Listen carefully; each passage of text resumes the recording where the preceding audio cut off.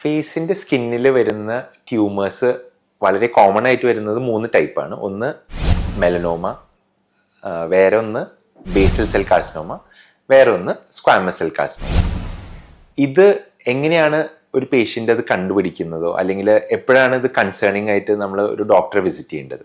അപ്പോൾ ഒരു പേഷ്യൻറ്റിന് തോന്നുകയാണ് ഇവിടെ ഒരു മുഴയുണ്ട്, ആ മുഴ എന്നിട്ട് ഇവൻച്വലി അത് ഒരു മുറിവായിട്ട് അതിൻ്റെ ഉള്ളിൽ നിന്ന് ഒരു ബ്ലഡിൻ്റെ ഡിസ്ചാർജോ അല്ലെങ്കിൽ വേറെ എന്തെങ്കിലും ചലം പോലെ ഒരു ഡിസ്ചാർജോ ഒക്കെ വരുന്നുണ്ടെന്ന് വെച്ചാൽ നമ്മൾ ഇമ്മീഡിയറ്റ്ലി ഡോക്ടറെ കാണിക്കേണ്ടതാണ്. ഇതുപോലെ തന്നെ പണ്ട് മുതലേ ഉള്ള ഒരു മറുക്, ആ മറുക് അത് പൊട്ടിയിട്ട് അല്ലെങ്കിൽ അവിടെ ഒരു ചെറിയൊരു മുറിവ് ഉണ്ടായിട്ട് അതിൻ്റെ ഉള്ളിൽ നിന്ന് കണ്ടിന്യൂസ് ആയിട്ട് ബ്ലഡ് പോലത്തെ ഡിസ്ചാർജോ അല്ലെങ്കിൽ വേറെ എന്തെങ്കിലും വൈറ്റിഷ് ഡിസ്ചാർജോ ഒക്കെ വരുന്നുണ്ടെങ്കിൽ അപ്പോഴും അത് കൺസേണിങ് ആണ്. അപ്പോൾ ഇങ്ങനത്തെ സിറ്റുവേഷൻസിൽ ഒരു ഡോക്ടറെ കാണുകയാണെങ്കിൽ അത് നമ്മളൊരു ബയോപ്സി എടുക്കേണ്ടി വരും.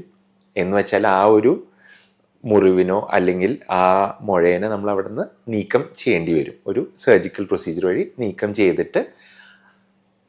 കഴിഞ്ഞ് കഴിഞ്ഞാൽ സ്വാഭാവികമായിട്ട് അവിടെ ഒരു ഡിഫക്റ്റ് ഉണ്ടാവും. ആ ഡിഫക്റ്റിനെ റീക്രിയേറ്റ് ചെയ്യാൻ നമുക്കൊരു പ്ലാസ്റ്റിക് സർജിക്കൽ പ്രൊസീജിയർ വേണ്ടി വരും. യൂഷ്വലി നമ്മൾ അടുത്തുനിന്നുള്ള ടിഷ്യൂവിനെ നമ്മൾ മാറ്റിവെക്കലോ അല്ലെങ്കിൽ ചില സമയങ്ങളിൽ ചില സിറ്റുവേഷൻസിൽ അത് ഡിഫക്റ്റ് കുറേ കൂടി വലുതാണെങ്കിൽ നമുക്ക് വേറെ ബോഡിയുടെ ഏതെങ്കിലും പോർഷനിൽ നിന്ന് ചിലപ്പോൾ ടിഷ്യൂവിനെ എടുത്തിട്ട് ഇങ്ങോട്ട് ഈ പറഞ്ഞ സ്ഥലത്തേക്ക് നമുക്ക് മാറ്റി വയ്ക്കേണ്ടി വരും. പിന്നെ ഈ പ്രൊസീജിയർ കഴിഞ്ഞ് കഴിഞ്ഞാൽ നമുക്കത് ഞാൻ പറഞ്ഞല്ലോ ഒരു ബയോപ്സി ചെയ്യണമെന്ന്. ആ ബയോപ്സി ചെയ്ത് കഴിഞ്ഞ് കഴിഞ്ഞാൽ അതിൻ്റെ റിപ്പോർട്ടിനനുസരിച്ചിട്ടാണ് ഇതിൻ്റെ ഫ്യൂച്ചർ ട്രീറ്റ്മെൻറ്റ്. ഇപ്പോൾ ബേസൽ സെൽ കാർസിനോമയാണെങ്കിൽ നമ്മുടെ ട്രീറ്റ്മെൻറ്റ് അതോടെ കഴിഞ്ഞു. എന്ന് വെച്ചാൽ ആ ഒരു പ്രോബ്ലമാറ്റിക് ഏരിയ നമ്മൾ എടുത്തു കളഞ്ഞു കഴിഞ്ഞാൽ ട്രീറ്റ്മെൻറ്റ് അതോടെ കഴിഞ്ഞു. പക്ഷേ സ്ക്വാമസ് അല്ലെങ്കിൽ മെലനോമയൊക്കെ ആണെങ്കിൽ ചിലപ്പോൾ നമുക്ക് ഫർദർ ട്രീറ്റ്മെൻറ്റ്സ് വേണ്ടി വരും.